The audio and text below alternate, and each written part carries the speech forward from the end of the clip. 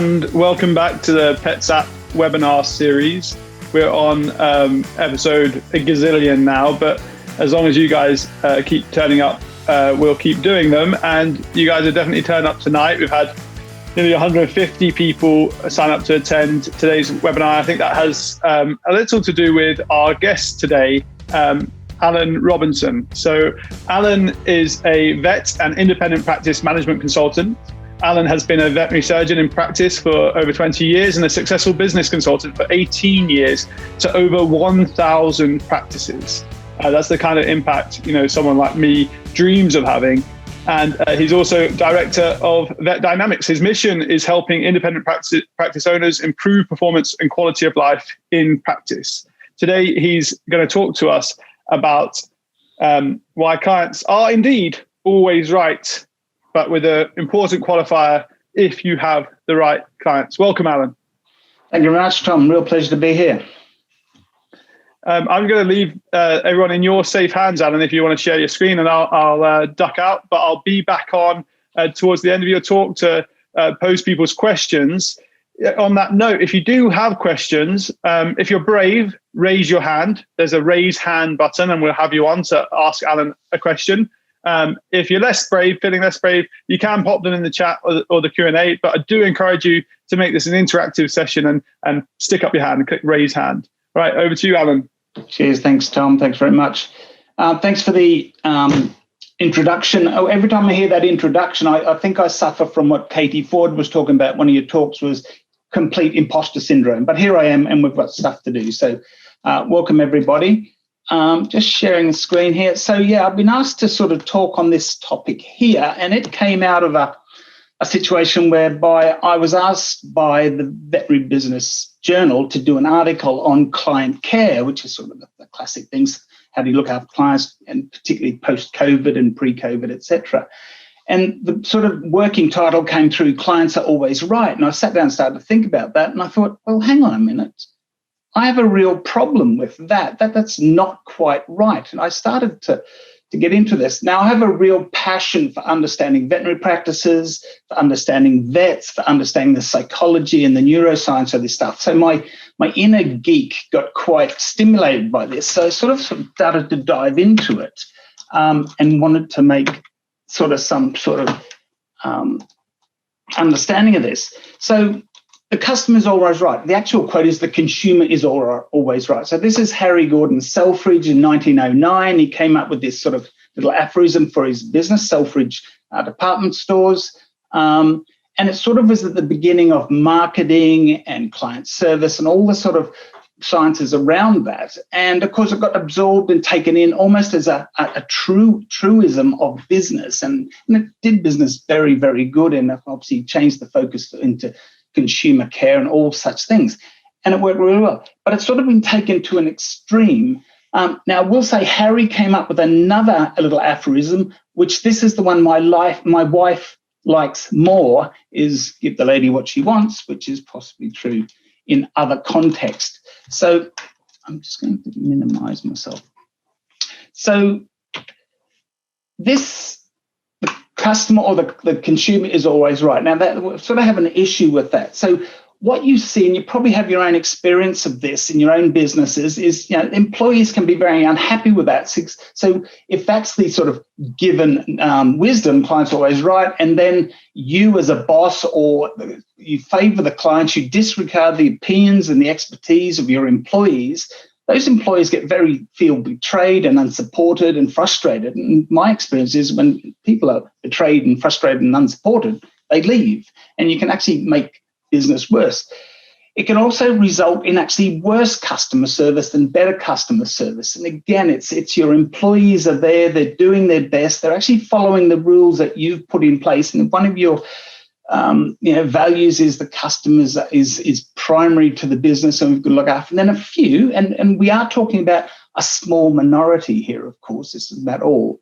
But when you sort of bend over backwards and seem to yield to the demands, again, these employees that feel undermined and frustrated and betrayed, and that's what you end up with, this plastic smiles customer service.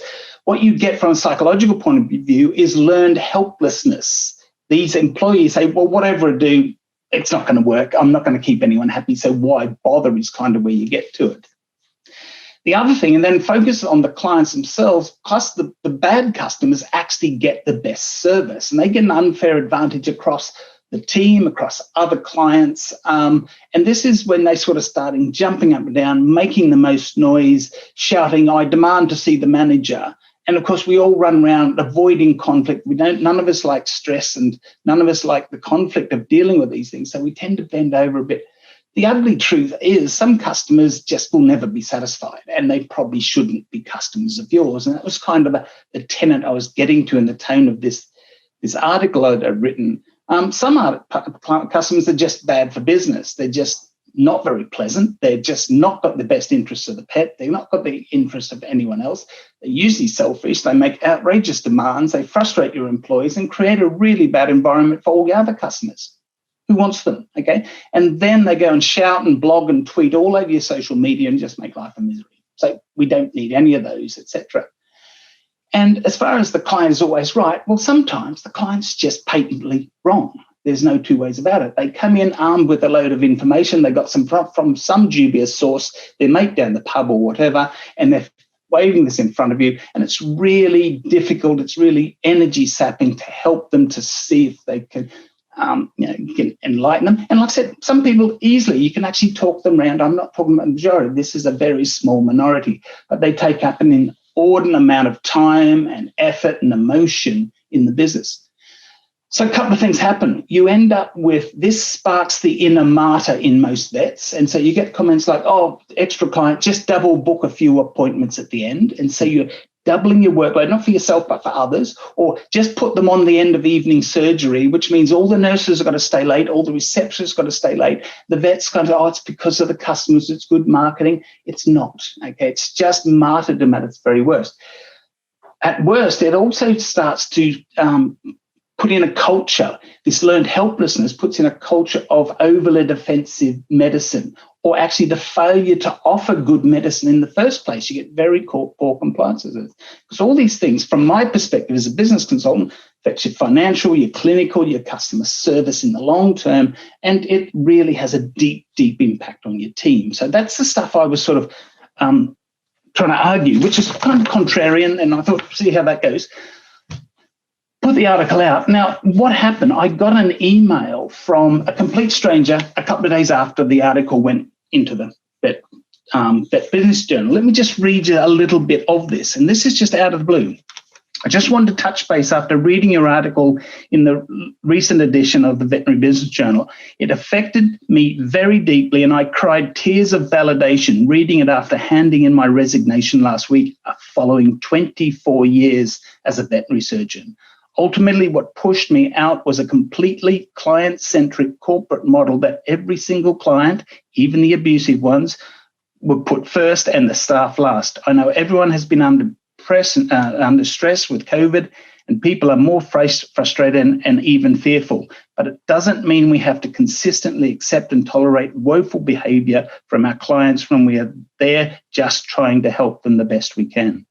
Felt much more betrayed by my practice after 5 years of loyal service when I wasn't completely backed by my boss or the company, when a complaint came in following a client interaction in the car park that left me completely catatonic and ultimately traumatized. It was one of the most distressing experiences of my life as a vet. And it goes on, okay?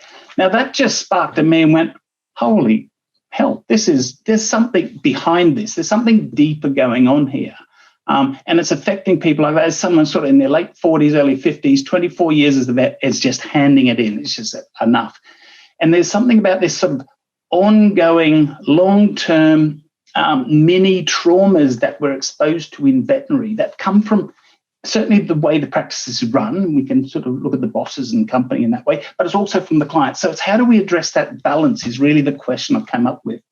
Now, so I did a bit of research. I've sort of been looking into things, and it's interesting what comes out of the literature. Now, this was done from the BEVA, BSAV recruitment and retention survey. They did this sort of survey of things. It's not completely scientifically valid, but they did these sort of word clouds, and what they do is pick out the words that come up most significantly in information and conversation come up. And the question was, what is the one single thing you dislike the most about being a veterinary surgeon or being in the veterinary profession? Clients, big one for vets and clients and nurses. Pay. We just don't get paid enough. Well, both of those completely valid. So there's this kind of underlying cultural mean now, although we say the client is always right, but there's almost the client is an enemy at both sides. And if you look into social media, you see this coming out quite a lot. So just wanted to track that down a bit. Now, from my perspective as a business consultant, I do say that one of the biggest and probably the most pernicious trap of veterinary business is what I call the busy trap. Okay, most people have too many clients and too many of the wrong clients, and that makes practices extremely busy, and too busy, one, to practice good customer service, as I've kind of just said. Also, it means you can't practice good medicine. The defensive medicine comes through. You can't make money, because what people call me in for is, I need a bit more profit. I need to make more money. And you can just see this busy trap churning people away and just the money just not happening. And more importantly, in particular in these COVID days, what it means is you're too busy to look after your team. There's a myth in veterinary practice that says, oh, I'm busy, I must be doing okay, equating busyness with success. Now, it isn't. Busyness has nothing to do with success. Busy just means you're busy and stressed and out of flow. It does not mean you're profitable. So that's one thing. It's about the quantity of clients is number one. So I try and get people to push back. We have metrics on how many active clients per vet you should be allowing in, all sorts of things. But this pernicious let people in, footfall is kind of the driver in the opposite way of that. Now, there's culpability on all sides.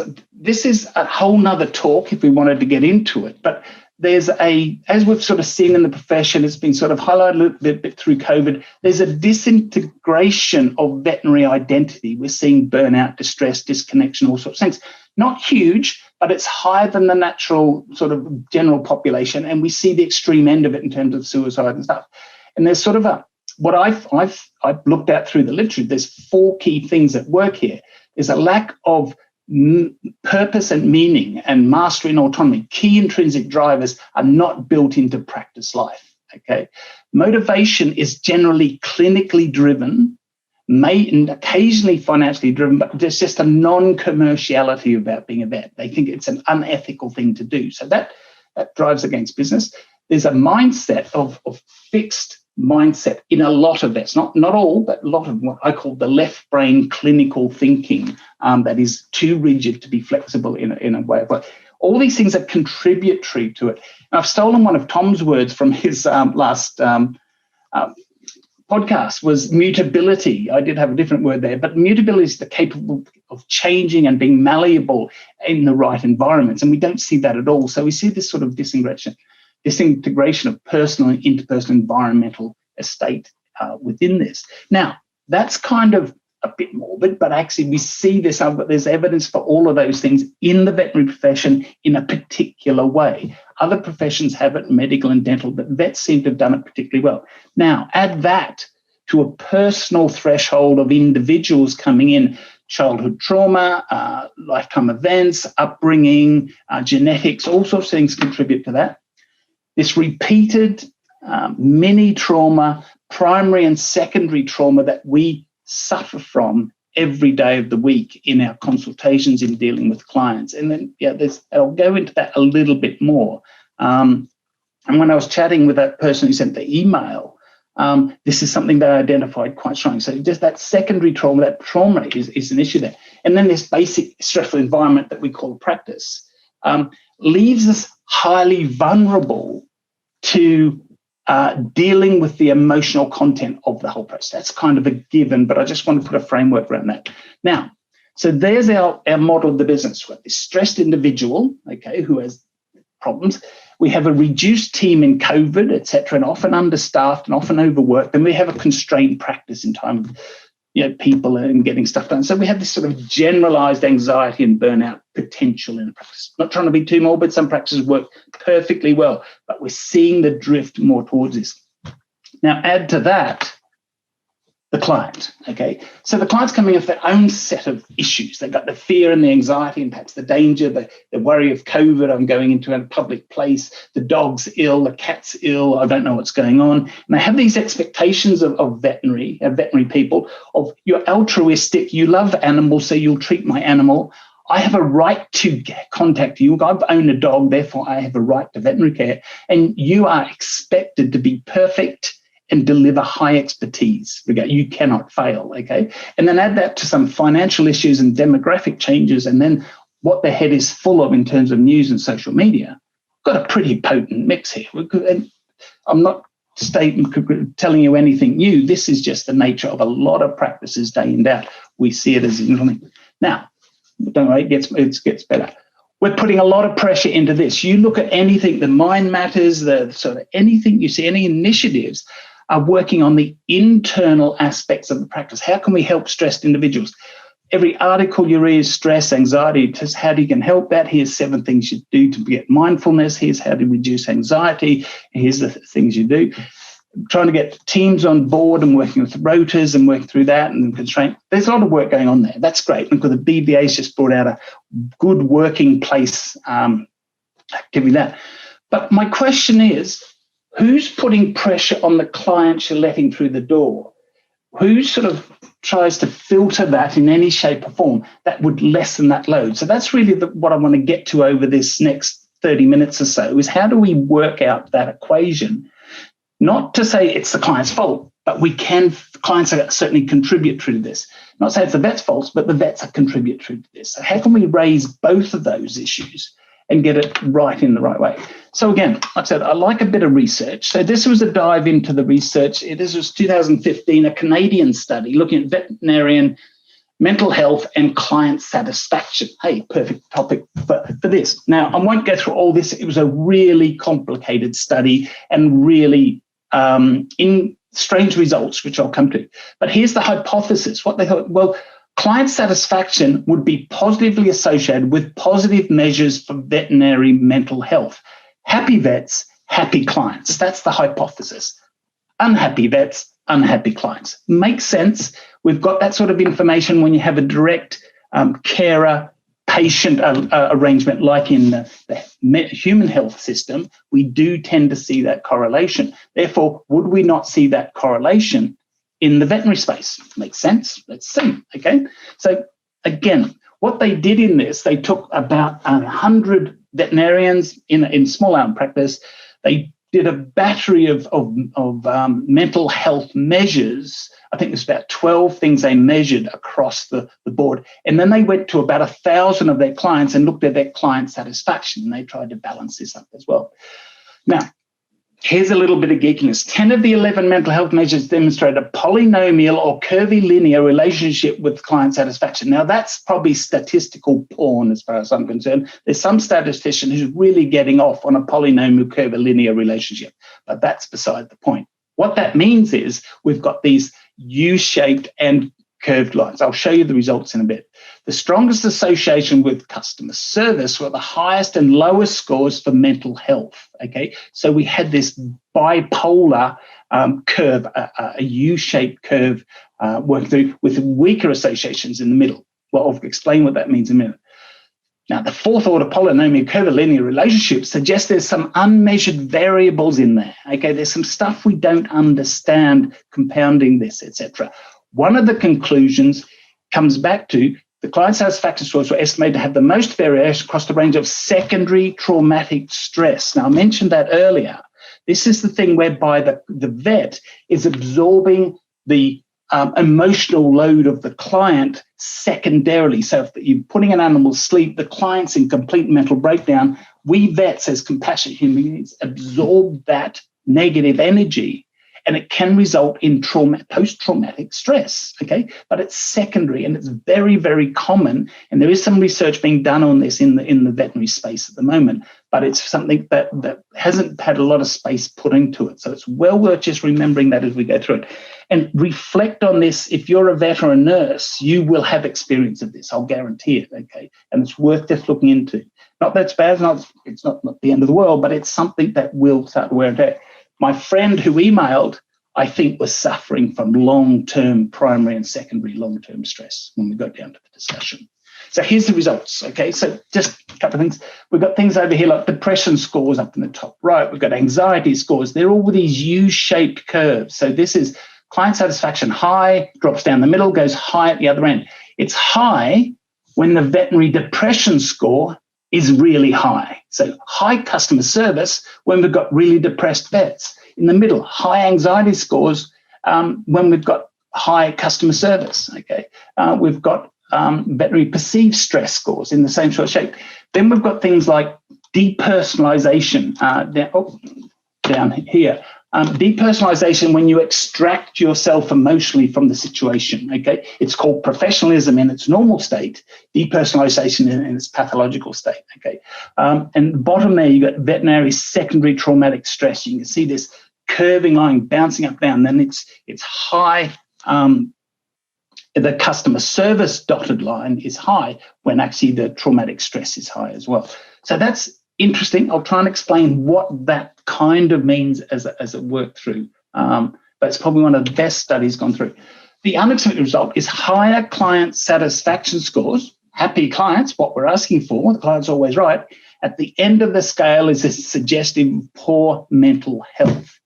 Keeping clients happy appears to be killing us with stress, anxiety, and emotional exhaustion, okay, is the implication of this, okay, in some cases, not all, okay. So that's a bit of a detriment. So this is kind of contrary to the whole customer service ethic as we go through. So how can we sort of balance this up and work through?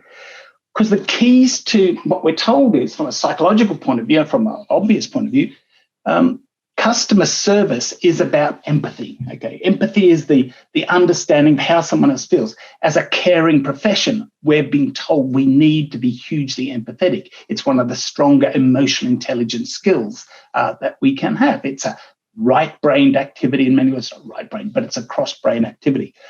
Veterinarian participants in this study with high levels of empathy, so the highly empathetic vets, okay, a lot of those were female in this study, have had higher levels of client satisfaction. Hey, there you go, high empathy, high client satisfaction, but also experience higher risk of poor mental health due to emotional labor, okay? So they were delivering high customer service, but they were at risk of mental health through emotional labor. This may explain the higher levels of client satisfaction in vets with high scores of anxiety, emotional exhaustion, and depersonalization, okay? If you want to improve your customer service, employ a bunch of vets that are highly anxious, emotionally exhausted, and depersonalized. You'll have great customer service. Maybe not many vets for many long. But excuse me if I get a little bit frivolous as we go through it. It's a very serious subject, but it's just the paradox of it all it almost amuses me, okay? Then compassion is the other piece. Compassion is the drive to action as a result of that emotional load, okay? You can feel sympathy, okay, it's bad luck, feel bad for you. You can feel empathy, which is, again, I feel your pain myself, but compassion is the willing to move, willing to step in and help someone with that. So that's really important. And vets are highly, highly compassionate individuals. Veterinarian compassion satisfaction, the ways that feel about their own compassion appear to have a negative relationship with client satisfaction. The higher the compassion the vets had, the poorer the client satisfaction. How's that work? What's going on here? Okay. But again, it was at the poles at each end, at the high end of highly compassionate people, we did see a better correlation. Okay. So it's only the really strongly compassionate people, the rest of us in the middle who are moderately compassionate, we actually were delivering poorer customer service. Gets a bit confusing. Let's see if we can tease this out a little bit and see where we go. So here's something that sort of leads on for that. Recent research into the source of stress in the veterinary profession has drawn the attention to the ethical conflict in the vet-client-patient relationship. So don't forget this is a triad at work here. You've got the vet in the room, you've got the client, you've got the patient, okay? And in that, it seems there is created an ethical conflict for the vet of dealing with this. And that ethical conflict seems to be that they're either, and this is a binary thing, they're either dealing with the vet vet-patient relationship, I've got to make you better, I'm going to apply my clinical skills, or they have to deal with a vet-client relationship, as in, okay, you've got to pay some money, but you've got anxiety, etc. And it's the flip between those two that seems to be the problem, because the vets are seeing this as an ethical problem, again, not a neurobiological problem or anything else. It's an ethical problem. It is possible that while vets derive satisfaction from empathy towards their animal patient, so vets are empathetic, we've decided that, but if they're empathetic towards a patient, they get much more satisfaction, okay? Client satisfaction is reliant on the expression of empathy directed at the client. So the client satisfaction is saying, do you feel for me? Okay, so there's the gap in the middle. Where's the empathy going? Okay, vets have a certain amount of empathy, a lot of empathy in many cases, but it's how it's being deployed, where it's going is giving us the result. Happy vet or a happy client, but we don't seem to get both, okay, from that. So just hope you're bearing with me and this is making some sense. We'll sort of simple it down. Following on from that, this very clever lady here, Elizabeth Chan for the Royal Veterinary College, has done some work of this. I think it was with Stephen May. She did a couple of studies looking at how vets approach the consultation process, okay? And she defined this veterinary inferiority complex is fueling this mental health crisis kind of things. So just quick summary of what she came up with this. Paper argues that learning to form positive client relationships, high client empathy, in difficult situations, highly emotional loaded, leads to vets who are more resilient, have greater mental well-being. Okay, that sounds good. That's what we want. If they learn positive client relationships, they can do that. During a difficult case, as we've described, with complex conflicting pet and pet owner needs, now here's the issue. The pet needs one thing, but the pet owner needs different things. Vets who choose to emphasize the client as difficult, unreasonable, I'm not dealing with your problems, I'm dealing with the pet, can receive temporary solace when talking to similarly minded peers. So this is where the meme is reinforced. So we can start, and you hear it in practices, you sit and listen, and the chat in some of the staff rooms, well, bloody clients, they're this, they're that, and the other thing. This would be a great job if it wasn't the clients. So this is the start of the client as the enemy conversation coming up, because vets aren't dealing with that paradoxical situation in there, and therefore they're not going to blame themselves naturally, but and that's normal human behavior. They're going to blame the client. Someone has to be at fault here. Ends up the client. When they analyze this further, the client is the enemy in colleagues in social media. So if you go onto some of the Facebook forums and just read through those, they are just a litany of the clients are our enemy. Okay, it's just really, really quite serious and instructive. But it's not, or don't do it. It's where's it coming from? This is the interesting thing. This thinking prevents people. When this is the culture, and this is a cultural thing in some practices or some people, it's impacting their mental health negatively in the long term. It's a negative attribute to carry around. It burns people down. So there's a start of it. So what this came up with, and I've embellished this a little bit from my thinking, there's three types of vet in a consultation, okay? There's the diagnostic or patient-orientated vet that addresses the patient needs and has to make the right diagnosis. They're sitting on the gold standard view of the world. This is why it's got to be done. This way I'll do it because that's the best thing for the pet. And that's kind of where they stop. They get that much done. There is the more balanced view, what we call the challenge-orientated vets. It sees the clinical problem and the emotional needs of the client as an equal opportunity. Now, they're common enough, and as you get older, I think you develop that skill. I think in some of the younger vets, that's more difficult. Some are naturally good at it, but that's where you see the result. There's a third sort here as well that I would call my compassion-orientated vet that gets absorbed by the client and patient needs. They get sucked into that. And this is where what I call pathological altruism sucks people in, and this is where you can get damaged as well. So let me explain these three, because it's well worth having a view of this, either if you're a vet or a nurse, if you're doing this, or actually if you see it in any of your team. So in a consultation, there's 4 outcomes we're sort of looking to balance up here. This is my model, not the Calgary or anyone else. We have a clinical need. There's an animal on the table. It's got a clinical need, needs a diagnosis, it needs a prognosis, it needs treatment, it needs something doing to it. Whose job is that? The vets. That's why you're there. That's why you've trained. That's what your purpose on this planet is, to deliver that stuff and come up with a good process. Now, when you discover a clinical problem, you create a problem for the client. And that problem for the client is generally around a cost. It's going to cost you money. And it's also about convenience. It's going to cost you time. You're going to have to put something into this if you want that better. That's just a natural consequence of making this diagnosis. So if the diagnosis is right, the consequences are generally right, or there's a bit of ambiguity around that. And that's the client's problem. They really do need to pay for that and put their time in if that's what they want to do. And most guys go, oh my God, okay, I've figured it out. We can do that. Okay. And they usually come up with goods. Now, but there's two other things. There's a compliance issue. You have to do some stuff. I have to do some stuff. You have to give it some pills. We have to see it again. I have to do some diagnostics. I have to report the information. And so there's a compliance discussion around how do we now deal with this stuff we got to do, okay? And then there's a compassion conversation. I'm really worried about this. Is it cancer? Is it going to die? What do I have to do? And so there's a compassion problem. And the vet also has to deal with that compassion. They have to be empathetic and compassionate and help people through that without getting sucked into it as well. And if you can balance that, you're in the challenge orientation, okay? You've got a clinical problem, dealing with that. I've got a compliance problem, dealing with that. I've got a compassion problem, dealing with that. But I'm okay, okay? I'm protecting my compassion. I'm protecting my time. I'm protecting it, and I'm not absorbing into that. That's kind of where we want to be. And a lot of consultations go like that. More involved ones, but where we see the burnout kick in. So here's the diagnosis orientation, okay? We're aimed at the patient. What happens?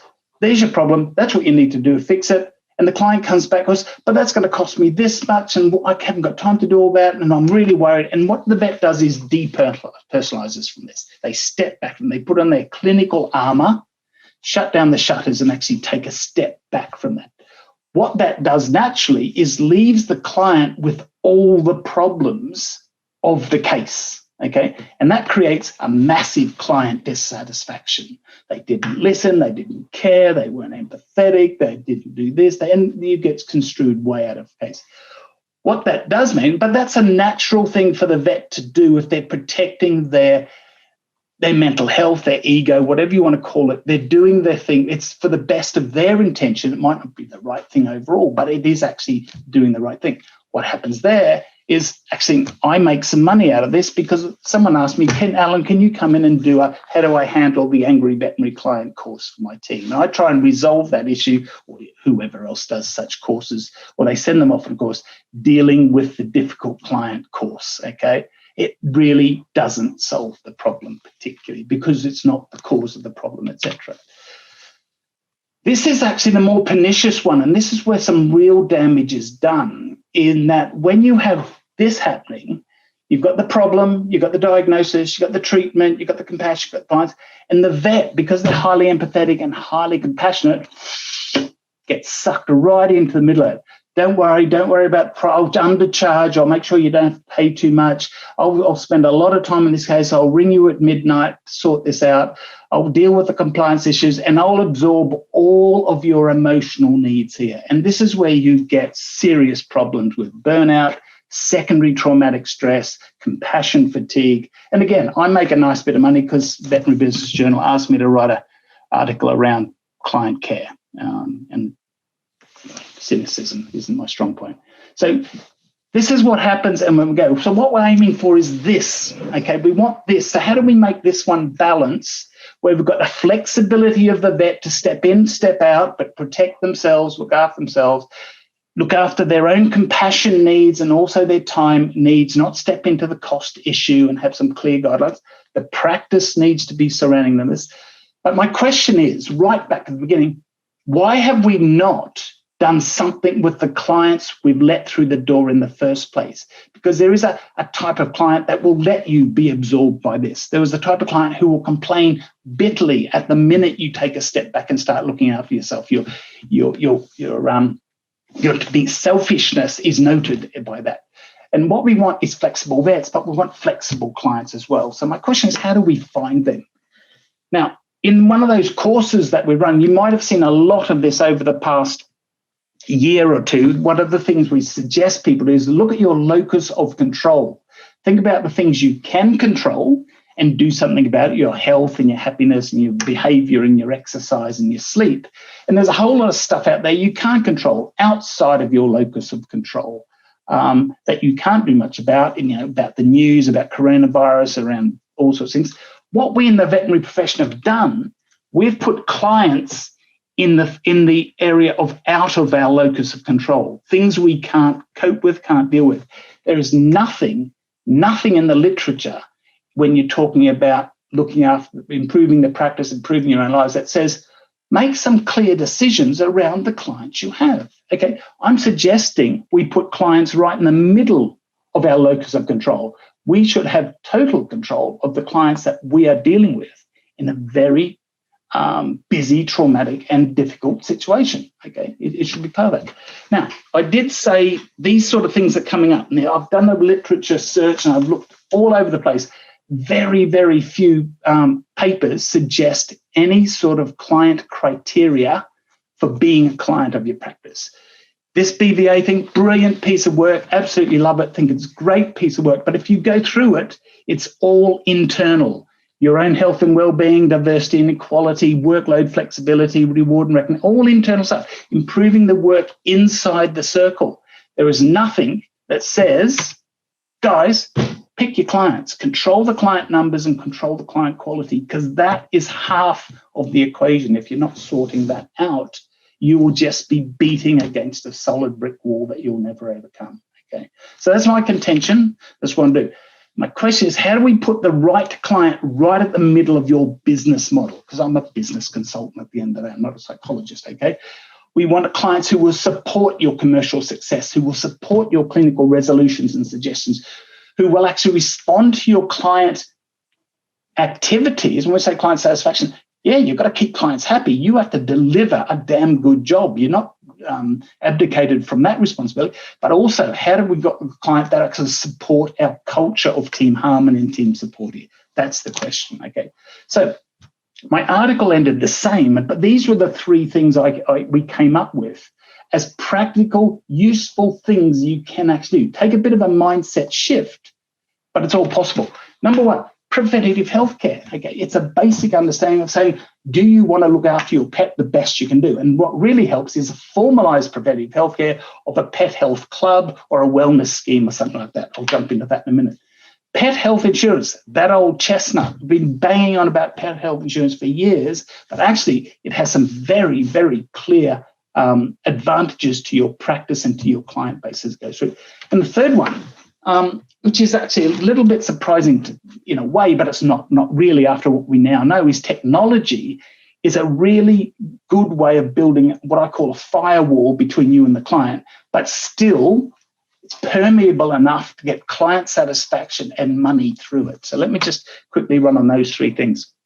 Preventive healthcare. What we want to do with a healthcare plan, improve basic health of pets under our care and make sure they get all they need in terms of their preventative healthy pet needs, quality client experience through multiple contact, multiple education experiences and multiple information, okay, and improve client bonding that with the whole team, with the nurses, with the receptionists, because the nurses are very much inherent and receptionists very much inherent in the whole preventative healthcare project or pet health club project if you do it right. And a lot of people are not doing it right, okay. What we see from pet health plans is increase in consults per patient by 127%, massive uptake, 72% increase in total revenue per patient per year, average increase of spend in pet health care compared to non-pet health at least £60 a year, 30% increase in client retention, 115 increase in number of transactions, average 1.6 increase in visits. Okay, wow, okay, so you don't need that many of these clients. And also you don't need to replace many because they do hang around, okay? But hang on a minute, Alan, you're just saying busyness is the biggest killer. This sounds like we're getting busier. Yes, so you do have to, but you are being busy with the right clients. That's my point. There's a lot of clients around that who are not fulfilling this. They're not in your preventative healthcare plan. You've got to ask the question, Okay, how can I identify these people? So what a pet healthcare plan does is identifies a better client for your business. Okay, pet health insurance, we can go through these. Now, I did a thing years ago called the Fort Dodge Index, and we pulled some pet health insurance statistics around they spent more, they stayed more, they delivered more, they were more like it. And I've been running off those statistics for years now, and I don't even know if they're valid anymore because they're so old. So I had an opportunity to work with Pet Plan last year, and we actually did a review of our vet index database and looked at insured clients compared to non-insured clients. So it was a really nice piece of work done with Pet Plan last year. And we came up with these results, which reinforce the statistics I've been working with. Insured clients, 40% more likely to be retained. They actually don't churn. 70% of patients who register will purchase insurance if asked. Or I know there's legislation around all this. Spend considerably more in practice in their second year after they join things. So they spend more on an ongoing basis. And insured puppies have a higher average spend of up to 50% compared to non-insured puppies. Okay, sounding good to me so far. Higher average patient spend. Insured clients visit the practice more frequently and more regularly with clinical caseload, high-paying caseload. Okay, and insured clients have a higher average visit value. So when they do come, they spend more at the same time anyway. Now, got to ask a question here. Does this sound like high-quality veterinary work, high-quality compliance, and little financial restraint? But the question is, does it lower stress as well? We haven't asked that question here. Now, we're tracking this, and what we've heard from practices, we've put this in, I'll show you some examples in a second, is that because of the pet health, and what they've done is actually made pet health club membership mandatory to join the practice. If you want to be a client of ours, you will join the Pet Health Club. You've just wiped out the whole sales process of, oh, we've got a pet club, would you like to join it? You've got all these benefits, you could do this. The stuff that takes an inordinate amount of time that never gets done, and especially with COVID, is dropped out of the equation. It actually improves things. If they've got insurance, the vets don't have to go through the whole, they've still got to do estimates and they still got to obviously deliver value, but it takes away a lot of that sales. What these two things is removes a big chunk of the vet sales process. And as we know, vets are not salespeople. So yes, it lowers the stress. It also lowers the stress at reception because receptionists do not have to go through that whole rigmarole and phone calls and all the other stuff. It just lowers that cognitive and the workload in business dramatically. We think that probably lowers stress. So just quickly, there's a third secret sauce here. So technology is to improve safety, yes, efficiency. So with this extra work, we've now got to get efficient again, and convenience, because this is what the clients want of this member. It's one of their needs. And of course, we want to maximize profit. We want to get the money from the client's purse into your bank account is what we want to do. So what we do see, and we've got evidence for this, and Tom, I think this is much more your field, and you can probably comment more on this than me, through PetsApp and other things, but we see this convenience and clinical efficiency alignment that can do his clinical job, but actually the client perceives a highly convenient process with the back end of technology. We see the compassion and the compliance delivered quite neatly and nicely by multiple team members, asynchronously over time at the time that suits the practice and not the client. Okay, and you have a clear cost way of actually estimating and putting these things, but also of getting the money from the clients into your bank as well. And those alignments make this work really well. What I call that is my technology firewall. So all these things you do, admissions, pre-op forms sent through, video consults, prepaying, booking appointments, picking up drugs, virtual payment, virtual consults, email discharge, all this stuff just makes it so efficient. And if you're not utilizing this at the top level, you're not getting the advantage of this. And a lot of vets find this stressful as we go on to it. But like I said, it is kind of part of this triad magical formula works through. So here's my suggestion. We've got an excess of client capacity at the moment, guys. There is so many clients out there, so many new puppies, so many people moving practices because of COVID. You don't need to actually worry about where clients are coming from. What you need to worry about is which clients are coming. There's a lot of tire kickers and door knockers at the moment because some practices are not delivering vaccines and neutering or even open for that matter. So clients are now just looking for, if you put in place something like, okay, to join us, you need to be in our pet health club.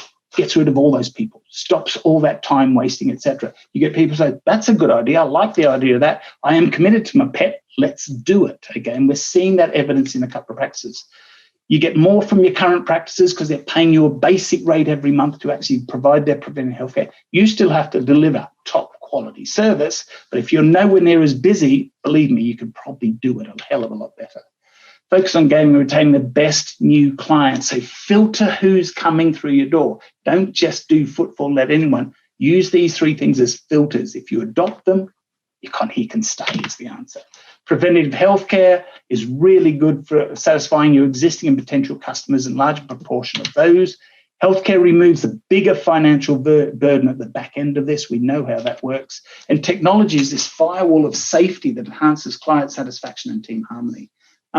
Now, that great theory, Alan, that's brilliant, okay? But what's not to like in all that? Well, does it work is probably the final question. And Tom, you'll probably know a little bit about a couple of these practices.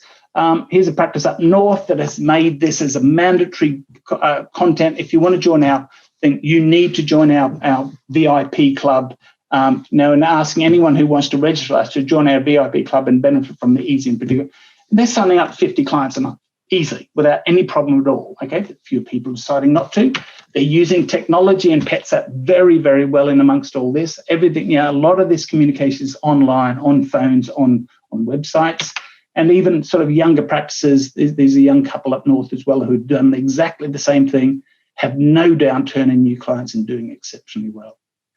So, Tom, that was a rattle through, and I'll say, any questions at this point? That was brilliant, Alan. A lot of ground covered. I'm still absorbing a lot of the lessons learned there. We do have some questions coming in.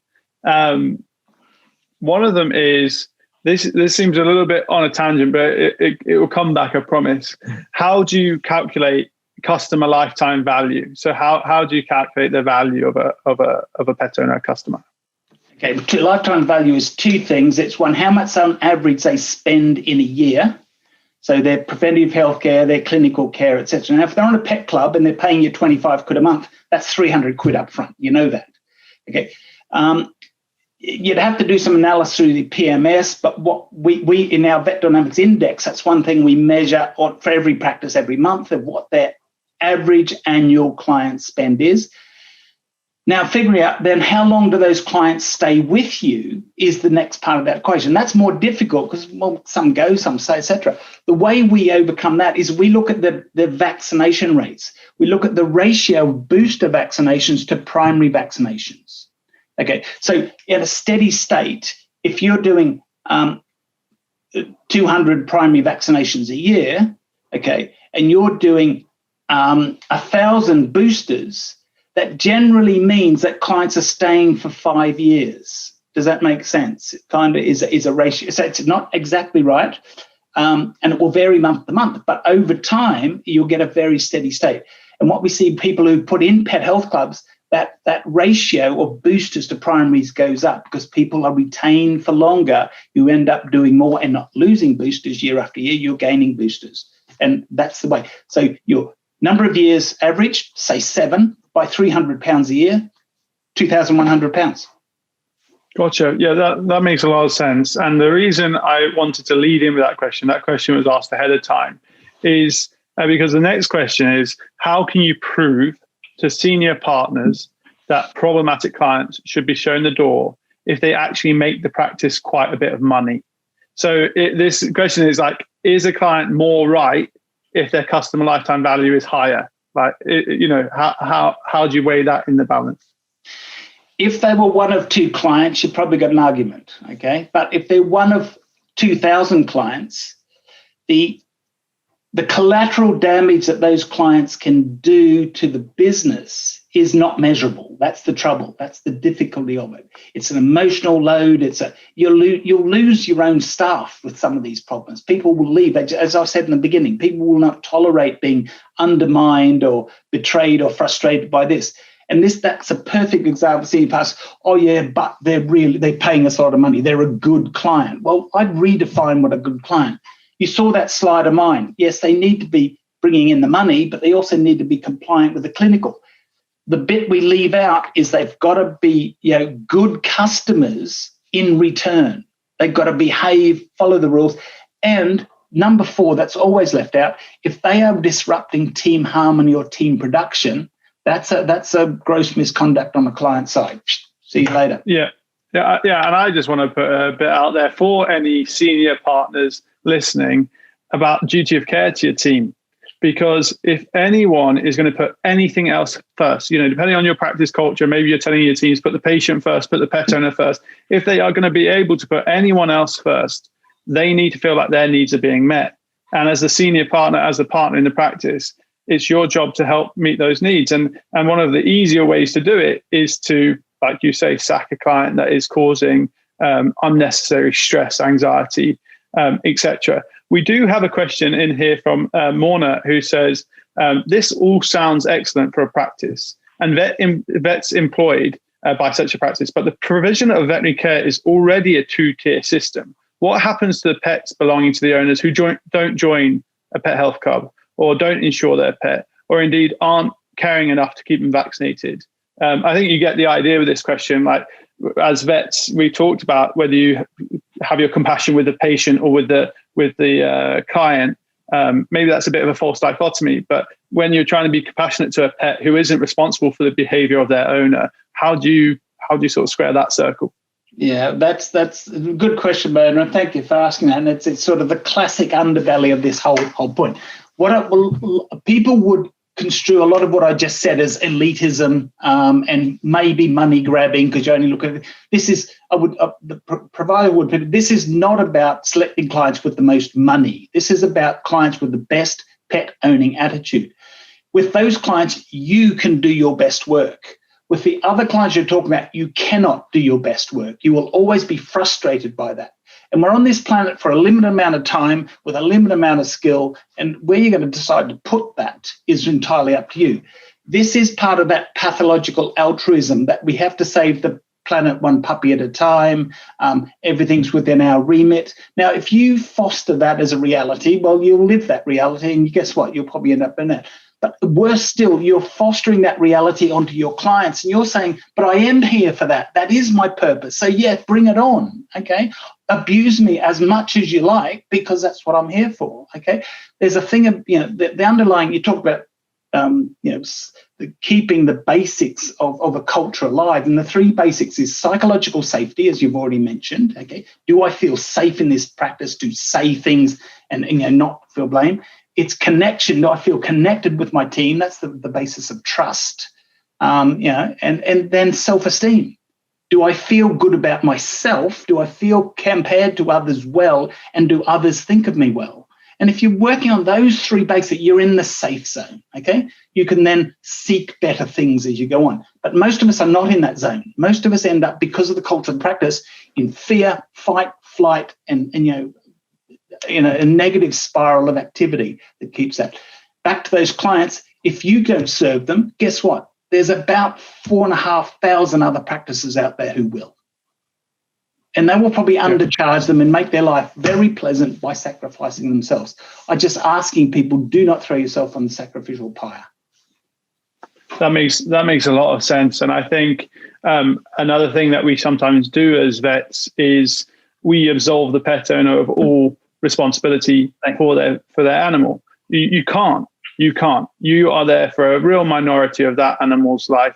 And I don't see that anything you said here, Alan, is imposing arbitrary constraints on clients and saying, I don't like you, so I'm not going to serve your animal. It's not that sort of thing. Yeah, exactly. Okay, so this is quite a specific question from Anna, but I'm gonna put it to you, Alan, because I think it opens an interesting point that has come up from other people asking questions. So Anna says, I'm interested in compulsory membership of a health plan. At the moment, ours are optional, but good uptake. We are planning to open an out-of-hours service in the summer and need financial help towards this to have 24-hour nursing.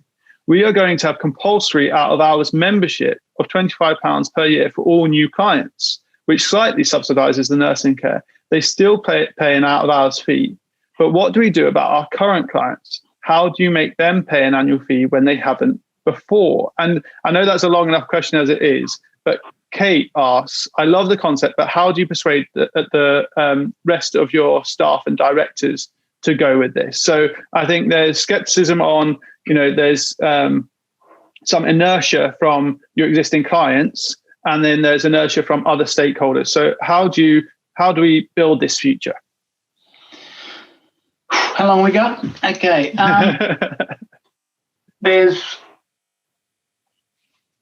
do we get everyone else on board? This is a cultural issue again. I mean, it's going back to bedrock of good culture. Is there a communication process? Can you actually put ideas forward? Can you have that discussion of actually bringing that forward and moving that up? You've got to sell stuff to vets. Vets are busy in the first place, so you've actually got to have time and space to do that. So that's a whole cultural thing of enlightenment. Often what helps is seeing in groups of practices coming on these sorts of ways where other people are doing this and having success, and people go, oh, well, that's working, so maybe we could try it. How do you get clients or your current clients to join this? You can offer it to them. There are ways of mailing and doing all sorts, and not everyone will. And you can't force clients to change those terms and conditions. You can't say, well, you join or you're out of here, because that's not going to work really well. But what you can do, don't forget, you have about a 20% churn in a typical practice anyway. 20% of your clients just disappear, you get 20% new ones anyway. So over 5 years, in theory, you replace your client base. Now, that's not absolutely true, but your lower end clients will churn over time. So the best time to start doing this was probably about 10 years ago. The next best time is today. And you join up any new people to the new scheme. And over the next 12 months, you'll have 18, 20% join. Over the next 2 years, you'll have about 35 to 40% join. And then that will escalate. It'll reach a critical point. It'll grow itself and take that on in its own way. So start where you intend to go and take it forward. Tom, there was a third part of that question, but I might have missed it. No, I think you covered it well. I think, getting existing stakeholders on board, whether they are your current team, your fellow directors, or existing clients, I think you covered all of those really well. Howard here just says that he 100% agrees. The team need to feel supported. Our team have loved making the health club mandatory. Consults included in their membership has just made all of their lives easier. So there's a big positive there. And so someone did ask, we did ask at the start about customer lifetime value. It's important we think about employee lifetime value. I mean, that's not really as common a concept, is it? But if you take your staff churn rate and you do 1 over that, if you take the inverse, that gives you your employee lifetime, right? And so you can monitor these things in conjunction with the customer factors to see, what happens when you sort of tilt the balance, tilt the scales in one direction or the other. No, I love that idea. It's really, look into that. Okay, so Natalie says, funnily enough, the idea of sacking clients has never occurred to me before this talk, which has been brilliant, by the way. I will definitely be asking how practice deals with difficult clients in my job interviews this year. That's interesting, isn't it? So it's also about not just retaining the best talent, but also attracting the best talent. And that would be great if that was, at the end of, have you any questions for us, if that was the default question. But I'm not actually, I felt a little bit surprised when I was reading that out there, Alan. Natalie saying, I've not come across the idea of sacking clients. That's it's kind of sad, isn't it, really? Well, I mean, back to my sort of list in the beginning, if people are just abusive and they're shouting and they're disruptive, you have every right, or anyone in the, I could say anyone in the building has a right to say, that's not acceptable, please leave the building. And before you come back in, you better apologise to someone before you do. Otherwise, you're out of here. With there's other practices that can serve your needs better than us. It's a totally valid thing. That must be a tiny, tiny percentage of people, okay?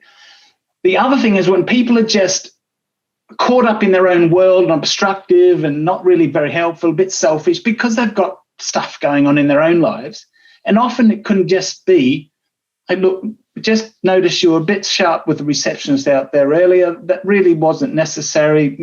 Perhaps, if there's other things going on, fine. But I hope you're just trying to make you aware of it. And most people go, my God, was I really? Oh, I really didn't mean gosh, just apologise for me, will you? Because I now can't face it all. And people are just basically unaware most of the time. And most people are not intentionally disruptive, okay? There's 1 or 2 psychopaths out there. They move around a lot, but really they probably haven't been to your practice. Yeah, it is interesting that you talked about the story around clients being the enemy and the mindset of clients being the enemy.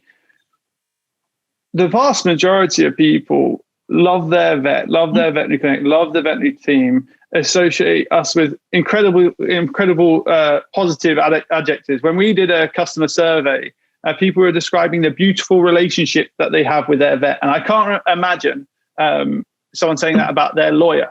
And I'm very good friends with several lawyers. So, and my sister is one. So don't take that the wrong way. But we do have this sort of privileged position in the world. So how can we adjust the narrative, not just for our local teams, but I think across the veterinary professions? How can we readjust our focus to see that actually most pet owners are just, as someone's mentioned, pet owner demographics. And I think across all demographics, most pet owners are just wonderful individuals who share this common passion, and there's this alignment of values. How do we just reframe that narrative? Yeah, I'll just take the point up on demographics. This has nothing to do with demographics. It's not where you live, where you work, or anything. People are people, whatever they are. As I said, this is about attracting and allowing in the people with the best pet owning attitude that you can serve best. That's the whole point. You're finding people to serve. That's your job, okay, is what we're trying to do here. And of course, you've got that narrative, you're the enemy, you're here to get me, okay? That's not going to work. Yes, and what it is, it's that proximity bias and emotional bias that magnifies that one or two cases way out of proportion. And of course, that's what we do. We ruminate on that, and that's what we do as vets. We get stuck into that mode. And the interesting from the research is that social media and a lot of these platforms are reinforcing that ruminative, negative feeling. And my best advice was just ignore most of those forums, please. Just stay well away from them. Do come to the PetSat blog because it's very useful. But apart from that, stay away from most of that negativity. And that's just a general rule for life, okay, and on what you should be thinking about in terms of that way. It's tricky because when I've worked overseas, I remember one of the most stressful things about being in practice is there's actually no one to vent to fluently. And so there is that need to vent, but there is this point where it just tips over the line to us and them. And I take your point on the demographics too. I think there's a point here that it could be the people least able to afford care that are most likely to get sacked.